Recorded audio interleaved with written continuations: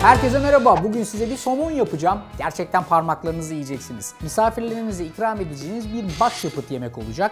Şahane bir tabaklamayla işi bitireceksiniz. Güzel ve lezzetli bir kajun baharatlı somona. Ne dersiniz?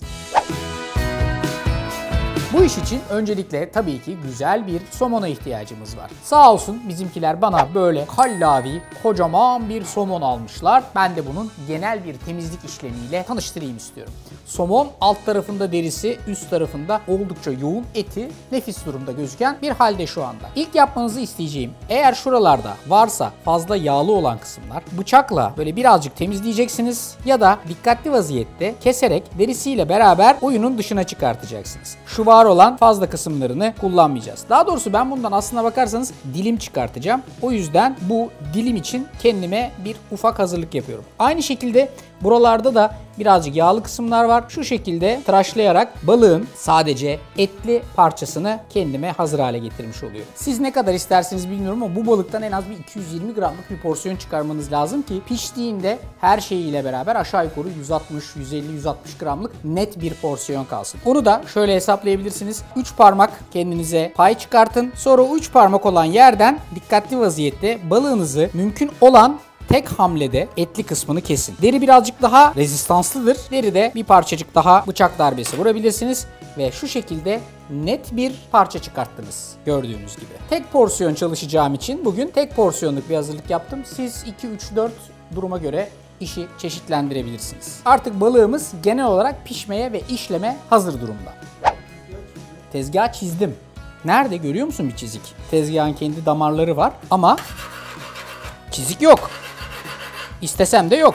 Bıçağımı tabii güzel tarafıyla yapmam, bıçak gider, tezgaha bir şey olmaz. Çünkü benim kullandığım T1 Baykale tezgah öyle kolay kolay o çizilme işlemlerine gelmez. Bu tezgahı öyle kolay kolay çizemezsiniz. Bu tezgahı öyle kolay kolay yakamazsınız. Bu tezgahı öyle kolay kolay lekeli vaziyette de bırakamazsınız. Bakın son derece kolay ve temiz bir şekilde hızlıca temizleyebileceğiniz net, yalın ve mis gibi bir tezgahınız var elinizde. Siz de mutfağınızda böyle fonksiyonel, aynı anda birçok işi yapabilen, dayanıklı, güçlü, kuvvetli böyle evladiyelik bir tezgah istiyorsanız tam karşınızda duruyor. Efendime söyleyeyim, şimdi balığım hazır. Hemen geçiyorum tekrardan buraya. Burada bir tavayı ocağın üstüne koydum ve hafiften ısıtmaya başlıyorum. Bu tavanın içerisine şöyle bir tepeleme kaşık sade yağ ekliyorum ve yavaştan sade yağ eritiyorum. Sade yağ nedir diye soracak olursanız şurada linki var. Tıklayarak bu videodan sonra o videomu da izleyebilirsiniz. Yapması çok basittir. Yapmasanız bile artık her yerde, bütün marketlerde bulabileceğiniz basit ve kolay bir ürün.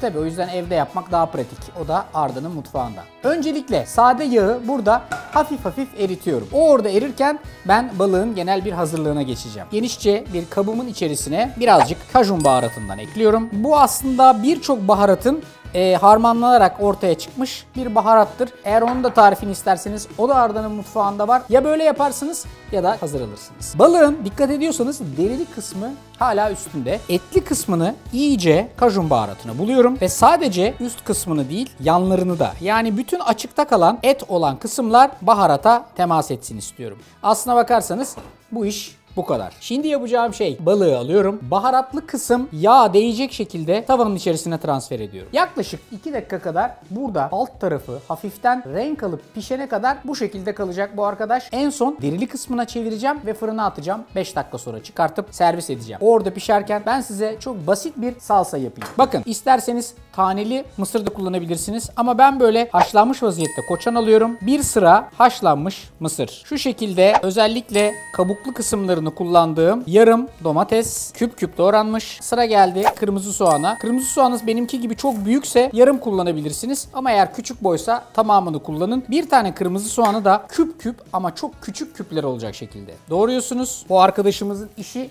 neredeyse tamam. Dikkatli vaziyette alıyorum. Birazcık yan tarafını, biraz da diğer yan tarafını hafifçe yağda bezedikten sonra derili kısmı alta alıyorum. Şu üstün aldığı rengin güzelliğine bakar mısınız? Mükemmel vaziyetteyiz. Şimdi 180 dereceye ısıtılmış fırına gidiyoruz. Yaklaşık 5 dakika kadar fırında kalacağız. Ondan sonra da mükemmel bir somon çıkacak karşımıza. Bu arada soğanı Aynı şekilde ince ince doğruyorum. Portakal, segment çıkartmak. Artık hepiniz biliyorsunuzdur segment çıkartmayı. Başını ve dip kısmını kestikten sonra derili kısmını kesip şu iç kısmındaki etli kısımlarını direkt olarak dıştaki derili kısımlardan ayırıyoruz. Portakalı da küçük küçük doğruyorsunuz. Bir tane avokado alıyorum. Bu avokadonun da büyüklüğüne ve etliliğine göre aşağı yukarı bunun 1/4 benim için yeterli olacaktır. Avokadonun derisiyle etli kısmının arasına şöyle güzelce girersiniz. Şöyle kaldırıp kaşıkla yürüterek avokadonun dışındaki yeşil kısmı da gayet oyunun içine dahil edersiniz.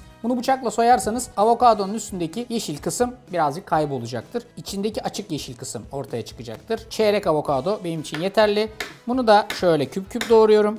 Artık bunları karıştırmak için bir kase çıkartabilirim tezgahın üstüne. Bir adet lime'ın şöyle hafif kabuğunu tıraşlıyorum. Lime'ın suyunu yarısını kasenin içerisine sıkıyorum. İnce ince doğradığım her şeyi buraya transfer ediyorum. Son olarak da birazcık acılık eklemek isterseniz jalapeno biberler vardır. Meksika biberi. Bunları da küçük küçük doğrayacaksınız. Ondan sonra da bu karışımın içerisine katacaksınız. Gördüğünüz gibi bütün kesme, biçme, doğrama vesaire işlemlerimi hiçbir kesme tahtası kullanmadan tezgahımın üstünde yaptım. T1 Baykale tezgah bu tip kesme, biçme, doğrama işlemlerinde hiçbir şekilde deforme olmuyor ve gayet müthiş kıvamda, performansının en üst doruğunda kolayca da temizleniyor. Şimdi sıra geldi temizleme safhasına. Temiz bir bez alacağım. Hafif ıslatıp böyle güzelce tezgahımı hoppala temizleyeceğim.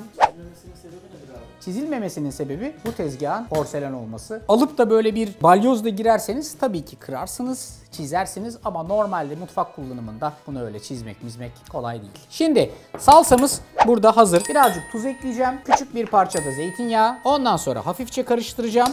Şimdi artık servise hazırım. Fırındaki balık bence mükemmel bir kıvam aldı. Çıkartıp size göstereyim şunu. Üstü iyice renklendi. Fırında mükemmel vaziyette pişti. Sıra geldi tabaklamaya. Güzel ve fiyakalı bir tabak aldım. Somonu tavadan alıyorum. Tabağımın içine yerleştiriyorum. Bir küçük çemberim var ve bu tarife acayip yakıştırdığım, somonun yanına çok iyi giden, basit, isterseniz soğuk, isterseniz ılık servis edeceğiniz bir patates salatası tarifim var. Ona da şuradan tıklayarak ulaşabilirsiniz. Son olarak da hazırladığım salsayı balığın üstüne hafifçe gezdireceğim. Kenarlardan dökülürse hiç de sorun değil. Ne kadar doğal, o kadar güzel. İşte karşınızda benim size yapmanızı önerdiğim son derece basit, acayip lezzetli, her misafirin en çok beğeneceği tariflerden biri olan kajun baharatlı bir somon. Hepinize afiyet olsun.